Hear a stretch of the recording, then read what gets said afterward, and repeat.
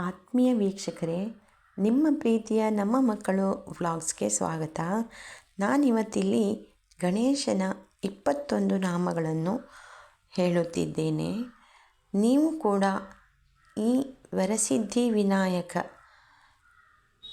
ನಾಮಗಳನ್ನು ಕೇಳಿ ಅಥವಾ ಹೇಳಿ ಈ ನಾಮಗಳನ್ನು ಗರಿಕೆಯನ್ನು ಏರಿಸುತ್ತಾ ಒಂದೊಂದೇ ನಾಮವನ್ನು ಹೇಳಿದರೆ ನಿಮ್ಮ ಅಭೀಷ್ಟಗಳು ಅಂದರೆ ಮನೋಕಾಮನೆಗಳು ಪೂರೈಸುತ್ತದೆ ಎಂಬ ಪ್ರತೀತಿ ಇದೆ.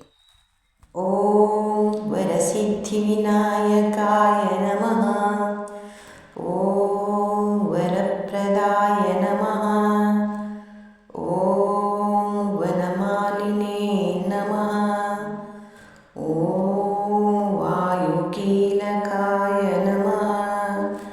ಓಂ ವಾರಾಹರದನಾಯ ನಮಃ.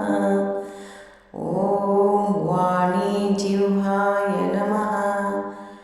ಓಂ ವಾಸವನಾಸಿಕಾಯ ನಮಃ. ಓಂ ವಾಚಾಸಿದ್ಧಾಯ ನಮಃ.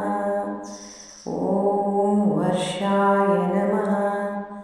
ಓಂ ವಾರಾಯ ನಮಃ.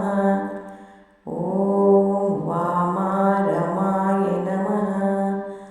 ಓಂ ವಿನಾಯಕಾಯ ನಮಃ. ಓಂ ವಿರೂಪಾಕ್ಷಾಯ ನಮಃ. ಓಂ ವಿಶ್ವಮುಖಾಯ ನಮಃ. ಓಂ ವಿಜಯಸ್ಥಿರಾಯ ನಮಃ. ಓಂ ವಾಗೀಶ್ವರೀಪತಯೇ ನಮಃ.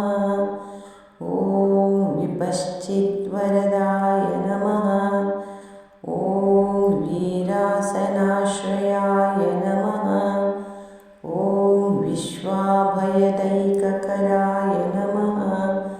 ಓಂ ವಜ್ರಾದ್ಯಸ್ತ್ರಪರಿವಾರಾಯ ನಮಃ. ಓಂ ವನ್ನಿಧಾಮತ್ರಯಾಶ್ರಯಾಯ ನಮಃ. ಇತಿ ಶ್ರೀ ಶಾಂತಮಹಾರ್ಷಿ ವಿರಚಿತ ಶ್ರೀ ವರಸಿದ್ಧಿವಿನಾಯಕ ಏಕವಿಂಶತಿ ನಾಮಾವಳಿ ಸಂಪೂರ್ಣಂ. ಓಂ ವಕ್ರತುಂಡ ಮಹಾಕಾಯ ಕೋಟಿ ಸೂರ್ಯ ಸಮಪ್ರಭಾ ನಿರ್ವಿಘ್ನಂ ಕುರು ಮೇ ದೇವ ಸರ್ವಕಾರ್ಯೇಷು ಸರ್ವದಾ. ಸರ್ವೇ ಜನಾಃ ಸುಖಿನೋ ಭವಂತು. ಧನ್ಯವಾದಗಳು.